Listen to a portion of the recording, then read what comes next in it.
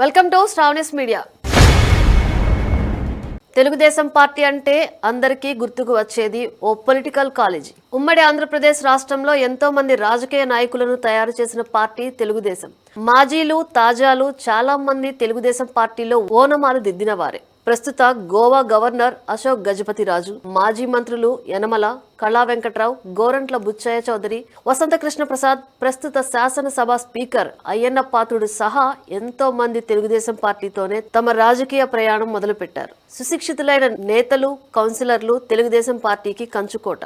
Party స్థాపించినప్పుడు దివంగత ముఖ్యమంత్రి నందమూరి తారక రామారావు మీద అభిమానంతో పార్టీలో చేరిన ఎంతో మంది ఇప్పటికీ పదవి లేకుండా అలాగే కార్యకర్తలుగా, ద్వితీయ శ్రేణి నేతలుగా కొనసాగుతూనే ఉన్నారు.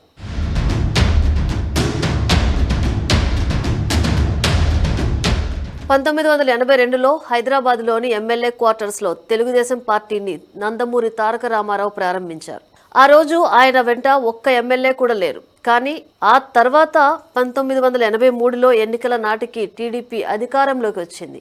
ఆ ఎన్నికల్లో 60% యువతకే ఎన్టీఆర్ టికెట్లు ఇచ్చారు. కోడెల, అయ్యన్న పాత్రుడు, గోరంట్ల వంటి యువకులను వెన్నంటి రాజకీయాల్లో ప్రోత్సహించారు. కాకలు తీరిన రాజకీయ యోధులతో తలపడిన యువకులు ఆ ఎన్నికల్లో ఘన విజయం సాధించారు. అటు తెలంగాణలో కూడా ఇప్పటికే తెలుగుదేశం పార్టీ నుంచి వచ్చిన నేతలే అన్ని పార్టీల్లో చక్రం తిప్పుతున్నారు. మాజీ ముఖ్యమంత్రి కేసీఆర్, ప్రస్తుత సీఎం రేవంత్ రెడ్డి, మంత్రివర్గంలో ఉన్న సీతక్క, తుమ్మల నాగేశ్వరరావు, కేంద్ర మంత్రులుగా పనిచేసిన రేణుకా చౌదరి వంటి ఫైర్ బ్రాండ్లు కూడా టీడీపీ చెట్టు నీడనే ఎదిగిన వారే. ఎంతో మంది రాజకీయ దురంధరులు తెలుగుదేశం పార్టీ నుంచి ఎదిగిన వారే.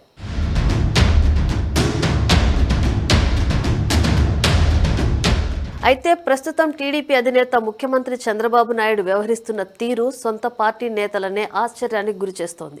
మరో విషయం ఏమిటంటే చంద్రబాబు తీరు వల్ల పార్టీకి తీవ్ర నష్టం జరుగుతోందని కూడా ఆరోపిస్తున్నారు. తెలుగుదేశం పార్టీకి అన్ని నియోజకవర్గాల్లో నేతలు, కార్యకర్తలు ఉన్నారు. కొన్ని చోట్ల అయితే 1-2 నేతలు ఎన్నికల్లో పోటీ చేసేందుకు సిద్ధంగా ఉన్నారు కూడా.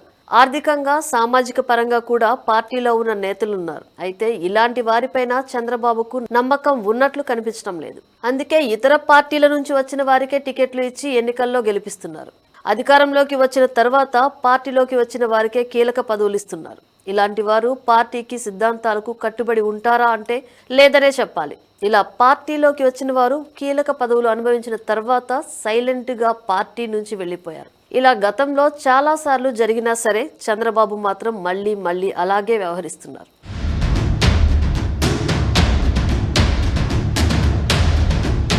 రెండు 2014 ఎన్నికల్లో పార్టీ గెలిచిన తర్వాత అప్పటి వరకు వైసీపీలో కీలకంగా వ్యవహరించిన జూపూడి ప్రభాకర్ను టీడీపీలోకి ఆహ్వానించారు. చంద్రబాబు పైన ఎన్నో ఆరోపణలు చేసిన జూపూడికి కీలకమైన ఎస్సీ కార్పొరేషన్ పదవి ఇచ్చారు. 5 ఏళ్ల పాటు పదవిలో కొనసాగిన జూపూడి సైలెంట్ గా మళ్లీ వైసీపీలో చేరిపోయారు. మళ్లీ చంద్రబాబును తిట్టడం మొదలుపెట్టారు. మరోసారి కూడా అలాంటి తప్పే చేశారని ఇప్పుడు పార్టీ నేతలు బహిరంగంగానే విమర్శలు చేస్తున్నారు. 2014-19 మధ్య తెలుగుదేశం పార్టీపైనే విమర్శలు చేశారు ప్రస్తుత ఎమ్మెల్యే కొలికపూడి శ్రీనివాస్. చంద్రబాబు ప్రభుత్వం పైన ఆరోపణలు చేశారు. ఆయన 2019 ఎన్నికల్లో టికెట్ ఆశించారు. కానీ జగన్ మాత్రం కొలికపూడికి టికెట్ ఇవ్వలేదు.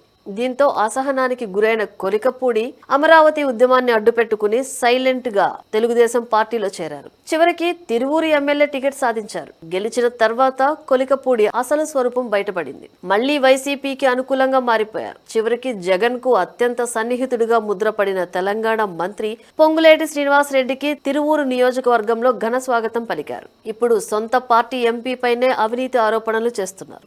ఇలా జూపూడి, కొలికపూడి విషయంలోనే కాదు ఎంతో మంది విషయంలో చంద్రబాబు తీసుకున్న నిర్ణయం తప్పు అని తేలిపోయింది. ఇప్పటికైనా ఇలాంటి వారి పట్ల చంద్రబాబు జాగ్రత్తగా వ్యవహరించాలని సూచిస్తున్నారు.